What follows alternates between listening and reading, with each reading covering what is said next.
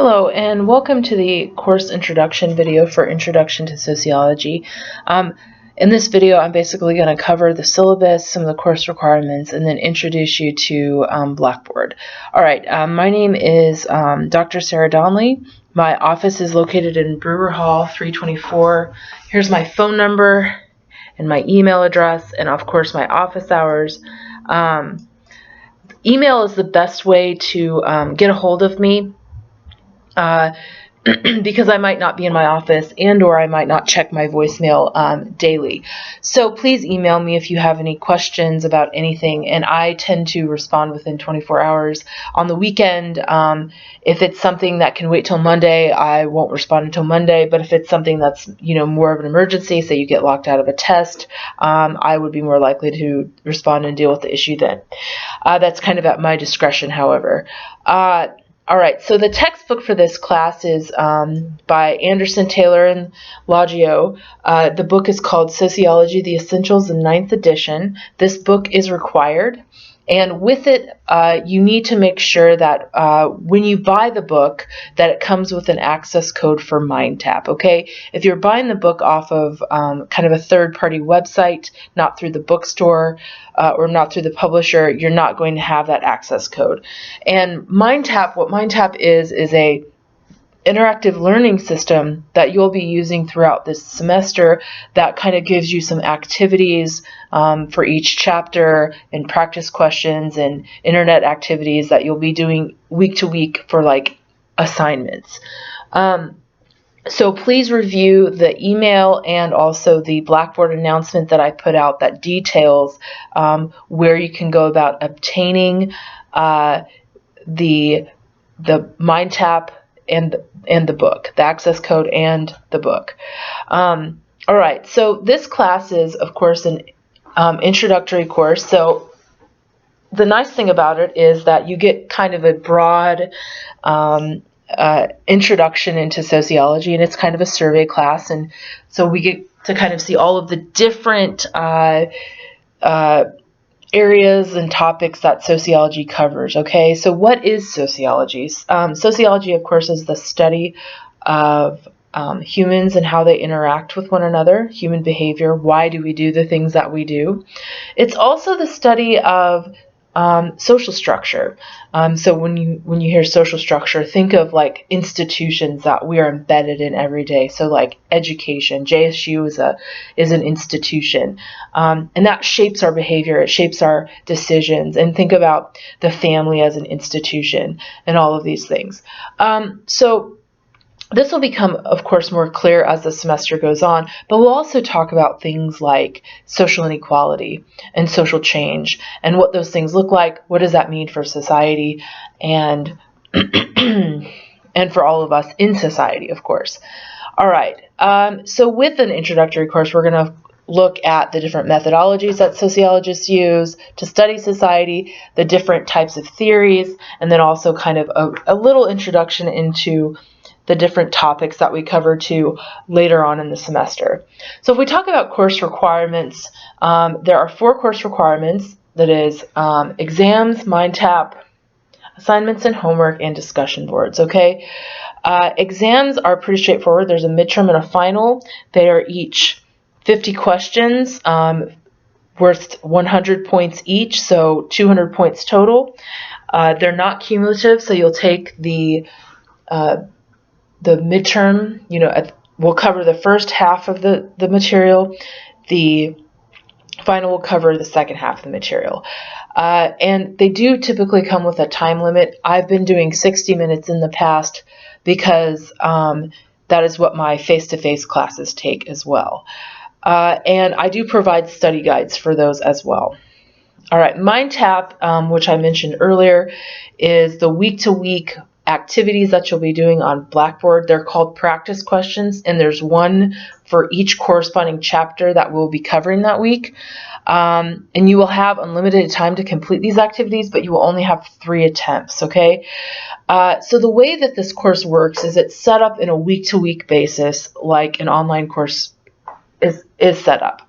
So all of the material that you will cover for that week or that will be due for that week will open at 11:59 p.m. on that Sunday, and then it'll close the following Sunday. So you will have 7 days, 7 full days to complete all of your homework assignments. So MindTap will open up in the weekly folders. You'll have weekly folders for each of these weeks. It will open up at 11:59 p.m. and then close the following Sunday at 11:59 p.m. So there will be 12 mind taps total, each worth 15 points, but I'm only going to count 10 of them, so you get kind of 2 freebies that I'll drop off at the end of the semester. So this is good if you miss any or you do poorly on one, so on and so forth. Okay, so assignments and homework, these are basically a combination of different things. They could be a news article evaluation. It could be a reflection. You could watch a movie and then answer questions about it. You could listen to a podcast and answer questions about it. Those are typically the kinds of assignments that you do.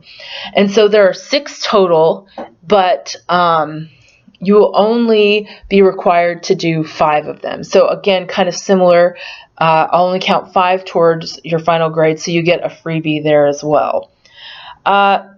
Discussion boards are another component of your grade, and you'll have 4 of those total. And those tend to go, you'll have discussion boards, say weeks that you don't have a homework assignment, okay? And they kind of switch back and forth. So there's a few different components to discussion boards. The first one is you responding to the original post. The second part is coming up with a discussion question that your fellow classmates can answer. And then 3, your response to a classmate's discussion board. And the reason that I do this is to encourage interaction with your classmates, okay? So below that, we have the grading scale. That is pretty straightforward. You know, earn this many points, you get an A, earn that many points, you get a B, so on and so forth. All right, I've kind of already talked about the book and MindTap. There aren't really any additional readings in this class, but if there were to be, they would be in a readings folder, but there are not. You will be using your book week to week, reading your book, and then you'll be using MindTap week to week as well. And please note that it is required for you to have a book and access to MindTap, okay? One thing that you can get access to is you can get access to the book through MindTap. Like, they have an ebook on there that you can utilize. And please email me if you have any questions. Excuse me. So Blackboard and course content. So all of the material that you're going to use is going to be available in course content. And if you've already kind of explored the website, you'll notice that there is a week 1 folder. You will have a week 2 folder, a week 3 folder, and all of the materials and content and PowerPoints that you will need for that week will be located in that folder. And I will open those up on Sunday, and they'll stay open. Of course, the assignments and MindTaps will close, but the PowerPoint, and if there's anything else in there that you need, those will stay open and available to you. One thing that I like to do so I can kind of keep you on track of what you're supposed to do on a week-to-week basis is known as a weekly to-do list. And basically what I do is I basically post on either Sunday night or Monday morning and basically just outline all of the requirements for that week, okay? And I'll show you that here when I get onto Blackboard. All right, so in terms of late assignments, makeups, and incompletes, I really only do that for university-approved absences, but since we are an online class, that's not really an issue. If there's something going on in your life that makes you miss turning in assignments, get in contact with me and we can kind of talk about that. All right, so course communication, check your email and Blackboard announcements regularly. I encourage you to get the Blackboard app if you don't already have that on your smartphone, and also the Outlook app on your smartphone, because I like to communicate with you that way. All right, and this is more just for fun, but also on a serious note.